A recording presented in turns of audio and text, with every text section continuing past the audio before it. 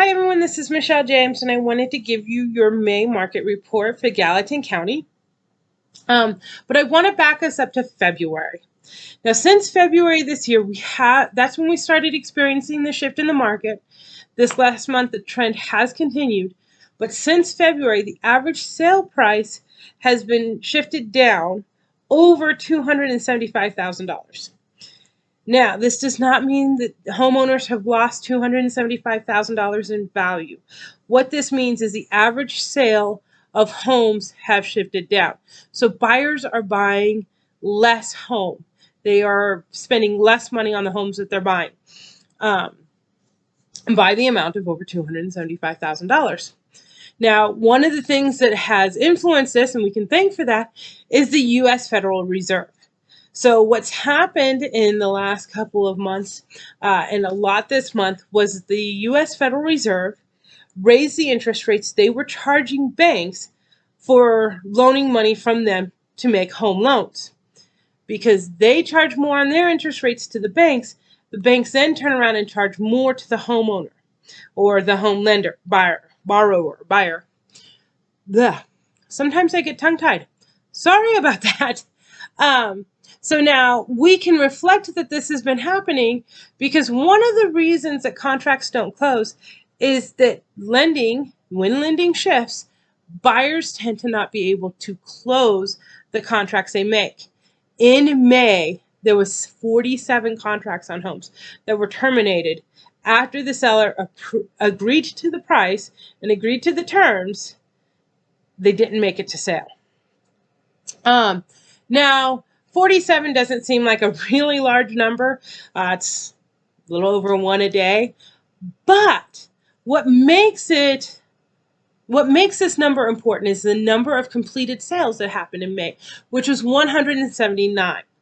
With 179 completed sales, only 20% of the offers that were accepted over 20% of offers accepted by sellers never made it to closing, never closed, they never sold. Now, one of the other numbers that we want to associate with this 179 completed sales is the number of new listings. There was 329 new listings in Gallatin County in the month of May.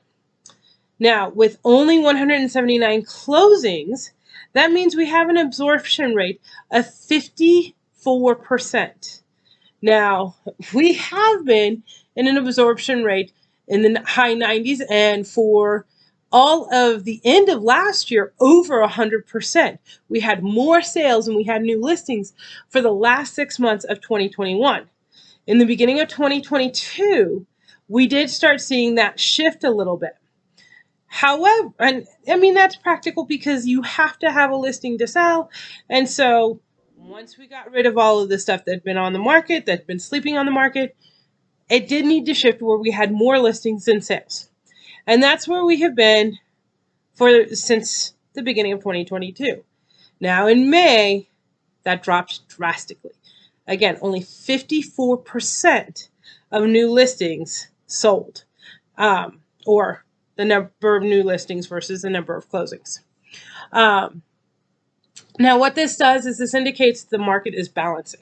Now, it doesn't really feel like we're in a balancing market because we still have 100% list price to sale ratio. So what the seller is asking for and what they're receiving at closing is 100%. In average, the normal days on market is still 5 days, so it's moving fast. But being aware that this shift is happening helps you navigate some of the pitfalls that happens in real estate every day. As sellers, you can understand that it might be best to be a little bit more flexible and a little bit more negotiative on the sale of the property because you don't have the upper hand much longer at all, if at all now. Buyers, you may want to be just a little bit more willing to buy and move before those interest rates go up through the roof, and you won't have the buying power that you do now. So for those who want a great price on their house, this is the time to sell. For those who want to buy before the interest rates go through the roof, this is the time to buy. But as we know, all of this information is practically already outdated. So if you want up-to-date information on the market and how it's going to affect you personally, give me a call, 406-370-3696. We'll go through the market, we'll compare it to where you're at specifically, and help you make a game plan to achieve the goals you're looking for.